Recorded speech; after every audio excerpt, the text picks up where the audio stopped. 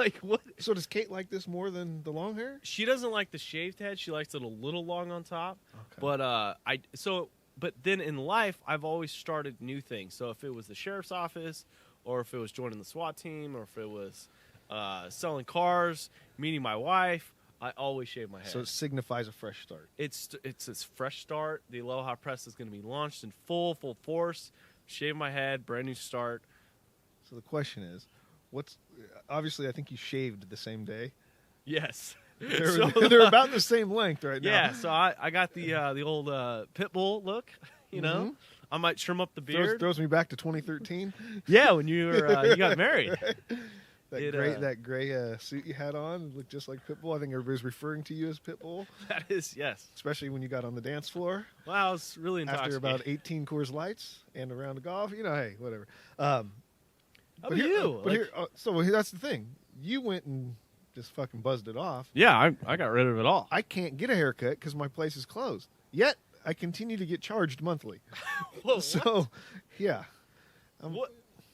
How do you get charged? I mean, good for that. I mean, it's a small business. You're helping people out. I mean, the thing I don't understand about this whole Corona thing that kind of pisses me off, and I don't know if it's super smart of me to quit my relatively consistent paycheck job right now in this whole pandemic, recession, depression, and turning into a small business. The thing that irritates me is that officials have put all these restrictions on businesses and limiting their interaction with folks. Except they have Lowe's, fucking Walmart, they have all these big name, big box stores still open, running, and when I need a haircut, I need to get faded up, get the beard and everything going, get your $95 haircut. What? Honestly, it's like trying to set up a drug deal. Yes. Try to find somebody that's willing and able to cut your hair, and then you got to set a date and time, and where's it going to be, and down low, how do I pay you? We go in cash, we go in Venmo. So, I reached out to a couple of these like small businesses, and I'm like, just say fuck it, okay, and do like a mobile haircutting place. They're like, we can't. I'll lose my license. And I'm like, you're not going to have a job or a business to have a license. Like, just roll the dice. Or is the sheriff's office going to come arrest you for cutting people's hair? Well, I'm pretty sure around here, that's not going to happen. We're going to take care of the small business owners. We're going to take care of the small businesses. Because in the end, they got to come back. We need them. We can't have boarded up buildings and, I mean, that I hate to say it, but, like, if this continues, that's what's going to happen. And I don't want to say the rich is going to get richer, but Walmart is not slowing down. And those people aren't keeping 6 feet apart. I went to Walmart, okay, because I needed a couple things. Did you wear a mask? No, I didn't wear a mask because no one else was wearing no damn mask. Like, it's disgusting. I saw an old lady, okay, and I don't mean old. I mean, like, scary old. Like, I was like, ma'am, I need you to be about 18 feet away from me because I've been exposed to all kinds of crap. And I don't need to be killing people, right? She was wearing rubber gloves, no mask, but then touching herself with her rubber gloves, like on her face. And I'm like, that's the thing. The people that wear these masks and shit, and they're fucking with that thing so much that whatever is on their rubber gloves, it's not on their skin. It's all over their face. It's completely pointless. But speaking of that, on a note to close here, I was thinking about COVID and some of the funny stories from work when it comes to gloves and masks and stuff like that, and we were at one of these businesses that's deemed essential this week on a call. I had the whole shift, all 7 guys trying to figure out this one call, right? Sure. A different agency decided they didn't want to handle it, and we took it. So I said, you know what? Let's go. It was like noon. I said, we're going to solve this before 4 o'clock. Okay. Prove a point, right? So we spread out across the county. We're watching video at all these places, trying to find where these people using credit cards they don't belong to them. And so I got one of the guys at Lowe's. He's in there watching video. He's getting suspect descriptions, vehicles, all that kind of shit. And as he's walking out, no shit, the male suspect is walking back in. Right? Yeah. Perfect timing. Oh. Set 4. This guy is bothered by the COVID. And always has to have his gloves and masks on. Well, what does he do? Let him walk by? Try to find him later?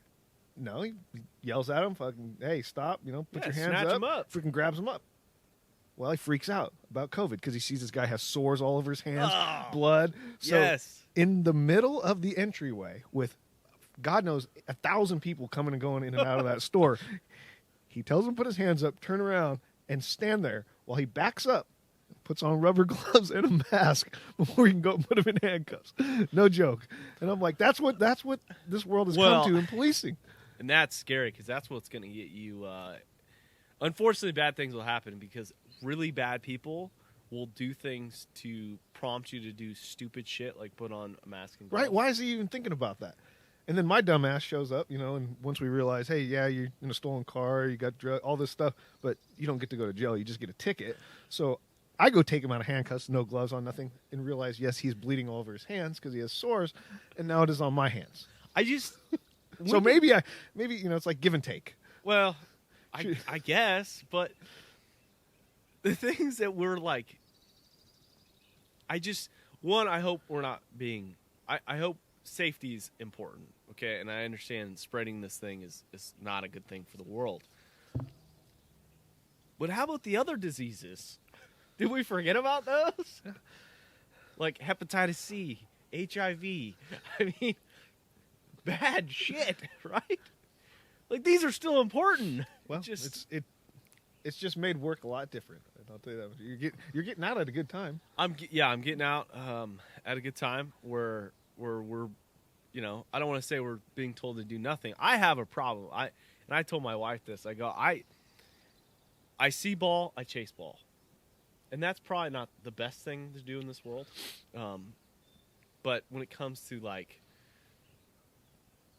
running, tackling people, I love that. That's what I'm going to miss the most. You probably would have tackled that guy. Oh, absolutely. It probably would have WWE right there. WWE, I don't know if I go with the choke slam or like the Steve Austin, fucking smash the Coors Light after you pound it and then, give him the people's elbow. I don't know. I don't know which move I go with.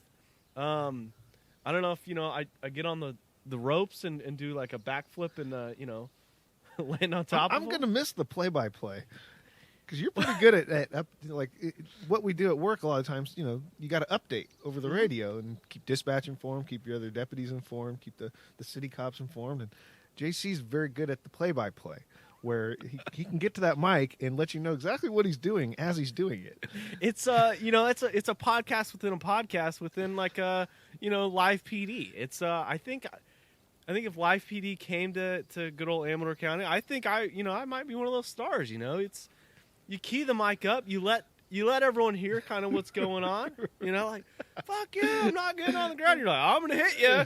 And it makes for some racing hearts. I'll tell you, and anxiety and stress as you're listening to it on the radio, trying to get to you 100 miles an hour. But well, and at times you do those certain things because you're either stressed or you're I don't want to say you're looking down the tunnel, but other times it's fun to key that mic up and kind of broadcast everything that's going on in the world.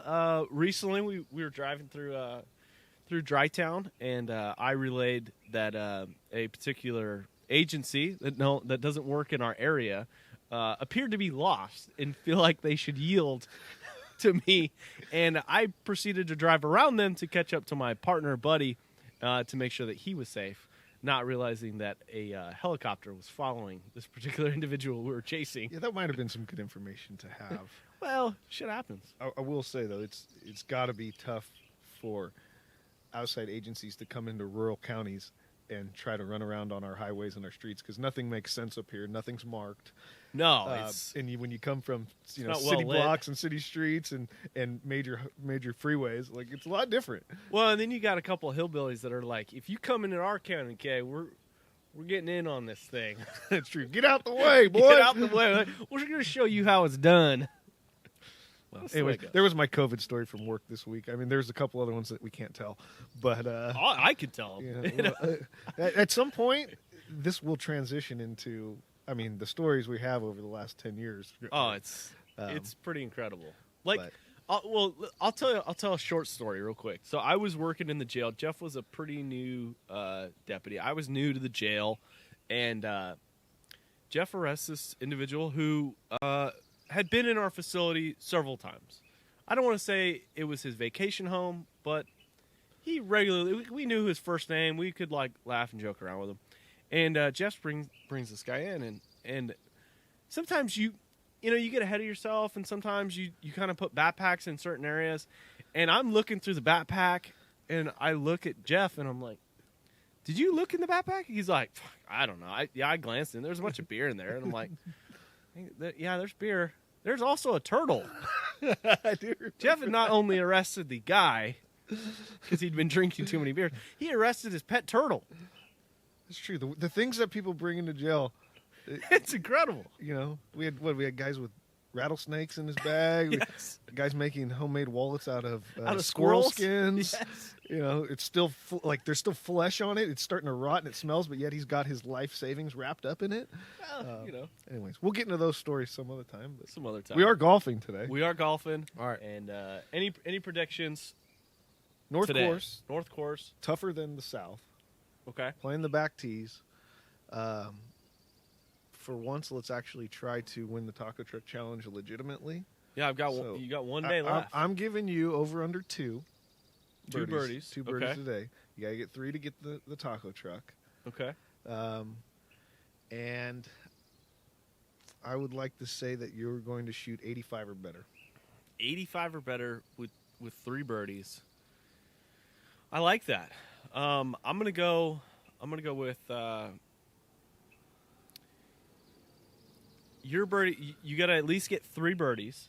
No. Excuse me, 3.5 birdies. Okay, so at least 4. You got to shoot below 75. But at some point in time, and it could be a putt or a chip, but you have to chip in. Chip in today? If you're putting from the fringe, it counts. Okay. But if you're in and around the green, you have to chip in. All right. I've got a lot of cash today too. I've been stockpiling since we haven't been playing money games. So every time. No. I got a story for you. I'm sorry, guys. This is going on too long. But so we played this money game, and in a couple weeks ago, we were playing golf, Castle Oaks, playing in the money game, and I gave Jeff my money. I was like, Jeff, dude, I gotta go. We got some house things to sign and get squared away. So I left, thinking that I just naturally would have won some money. I'm in Walmart, and sure enough, your boy, Danny, I probably shouldn't say his name, but sees me, waves me down. He goes, "You owe me $9." And I'm like, "Excuse me? You trying to? No, I don't owe you shit." Come to find out, apparently I had owed him $9 and lost in some game. Well, me and him don't communicate very much anymore. That's what he said. So maybe I may have forgot or just didn't see him. He tracked me down into Walmart. Did you pay him? I paid him. All right. Well, you're good. I was you're like, good I'm before not you gonna, take off to Georgia. I just thought that was funny. But all right. Anyways, so 75 or better. You need 3.5. You got to chip one in. Let's go get it. I'll buy you taco truck Friday when you show up for your. Let's get after it. Drop your gear off and Say leave. adios. Yeah. Drive to Georgia. Yeah. I figured out it's not 2,000 miles. It's 2,400 miles. All right. Okay. That's still a hell of a. It's a small trek. It's a small trek. Mm-hmm. All right, ladies and gentlemen, thank you. Really appreciate you guys tuning in. Hopefully you enjoyed the Instagram live. Hopefully you enjoyed the YouTube show. We'd really appreciate it if you just like, comment, share the podcast, share the YouTube show, because in a couple weeks I'm going to be unemployed. Maybe hop on the website, check out the store, buy a few things. You know, we've got quite a few items on there. I uploaded some new Razorback shirts, both form-fitting and flowy shirts. Tanks for the women? Tanks for the ladies. Everybody's getting stimulus checks, so you're trying to figure out where to donate them or spend them. Small businesses Right? help Show a little love. Instead of buying those $100 haircuts, visit the old Aloha Press store. So really appreciate it, guys, and we'll see you hopefully next week. Aloha! Here with JC and Jeff. Ain't no time for school today. Hitting bombs. Hey, watch this punch cut lob wedge. Replace your Marshalls with Cardinals. They're better looking. They're serving drinks. Got to hit bombs off the tee. Phill talking about a guy taking a shit in the cut. Mahalo! That's what we did fireside with Phill. Fire the stick. Hit bomb and attack the pin.